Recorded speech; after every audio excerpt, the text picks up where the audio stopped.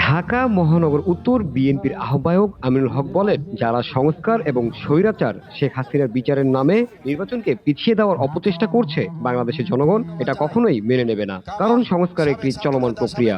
সংস্কার এবং স্বৈরাচার শেখ হাসিনার বিচারের নামে নির্বাচনকে পিছিয়ে দেওয়ার অপচেষ্টা করছেন, বাংলাদেশের জনগণ এটা কখনোই মেনে নেবে না। কারণ সংস্কার একটি চলমান প্রক্রিয়া।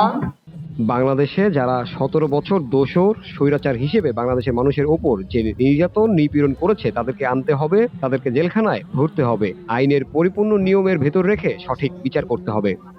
স্বৈরাচার শেখ হাসিনা সহ বাংলাদেশে যারা গত 17 বছরের দোসর হিসেবে, স্বৈরাচার হিসেবে বাংলাদেশের মানুষের উপরে যে নির্যাতন নিপীড়ন করেছে, সেই স্বৈরাচারের বিচার কি বললেই সাথে সাথে করা যাবে?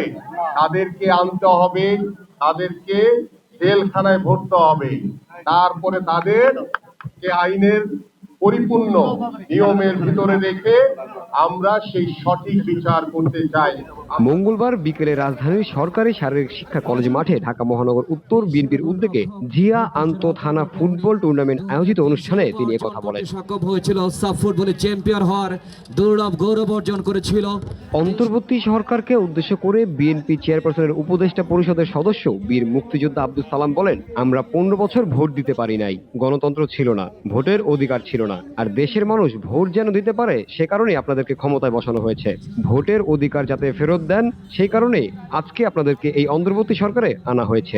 এই সরকারকেও বলবো, ইতিহাস থেকে শিক্ষা গ্রহণ করেন। সোজা কথা বলতে চাই, গণতন্ত্র ছিল না, ভোটের অধিকার ছিল না। আমরা 15 বছর ভোট দিতে পারে না এই দেশের মানুষ। ভোট যাতে দিতে পারে সেই কারণে আপনাদেরকে ক্ষমতায় বসানো হয়েছে। ভোটের অধিকার যাতে ফেরত দেন, সেই কারণে আপনাদেরকে আজকে ইন্টেরিয়াম গভর্নমেন্টে আনা হয়েছে। জামিল হোসেন, ভিওডি বাংলা, ঢাকা। ভোটই মূল কাজ। যদি শেখ হাসিনা ভোট দিত